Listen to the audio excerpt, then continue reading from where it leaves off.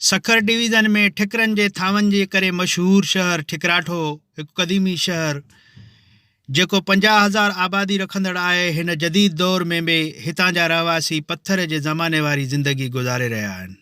ठिकराठो शहर में मिठे पानी जी सहूलियत न हुजण जे करे हितां जा रहवासी ॾूराहनि इलाइक़नि में गॾा गाॾनि मोटरसाइकिलनि ऐं पेरें पंधु झरियुनि मटकनि ऐं कूलरनि में पानी भरण ते मजबूर आहिनि। ठिकराठो जो पानी खारो हुजण जे करे हितां जा रहवासी केतिरनि ई मूज़ी मर्ज़नि में मुब्तला आहिनि।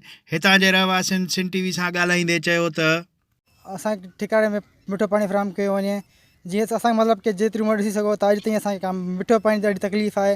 असां तक़रीबन बि 4 खां 5 किलोमीटर बाइकनि ते वञी करे पानी भरण वेंदा आहियूं।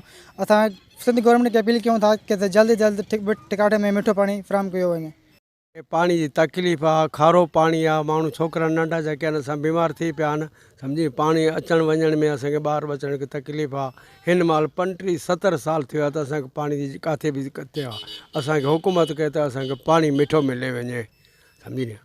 ठिकराठे शहर में जेको 35,000 मतिलबु आबादी ते मुश्तमिल आहे, जिते मिठे पाणी जी बिल्कुलु सहूलियत कोन आहे। माण्हू इलाही तकलीफ़ में आहिनि, माण्हुनि खे मुख़्तलिफ़ बीमारियूं नंढनि ॿारनि खां वठी चाचो तोड़े जो 50 साल जो आहे। मूंखे हर ईंदड़ माण्हू खे बीमारी आहे। माना हिन उमिरि जेको माण्हू बचपन जो ई नंढो ॿारु आहे, इन खां वठी हिन उमिरि ताईं जेको आहे माण्हू बीमार रहे थो। माना ज़िंदगी जो बिल्कुलु अहसासु न आहे। एतिरे क़दुरु असांजी माना बेवस्ती करे वस वारनि खे अपील पिया करियूं त घटि में घटि ठिकराठे जे माण्हुनि खे घटि में घटि मिठे पाणी जी सहूलियत ॾिनी वञे। ठिकराठो शहर असांजो तक़रीबन 35,000 आबादी ते आहे। असांजे ठिकराठे शहर में तमामु पाणी जी त एॾी ज़रूरत आहे, जेको असां हींअर असां पाणी जो 3-4 किलोमीटर तां ॿाहिरों पाणी असां भरे था अचूं पिया। पाणी जी तमामु ॾाढी असांखे तकलीफ़ आहे। सिंध गवर्नमेंट खे पूरो ज़ोर अपील आहे त असांखे पाणी जी सहूलियत महिरबानी करे ॾिनी वञे। सिंध गवर्नमेंट के अपील था कयूं त भरा महिरबानी करे असांखे जेका वधि में वधि मिठे पाणी जी तकलीफ़ आहे उहो असांखे मिठो पाणी ॾिनो वञे। ऐं शहर में जेके बि हिन बीमारियूं आहिनि काफ़ी आहिनि, इन कोड़े पाणी जे करे असांखे वधि में वधि तकलीफ़ ई आहे त असांखे मिठो पाणी ॾिनो वञे।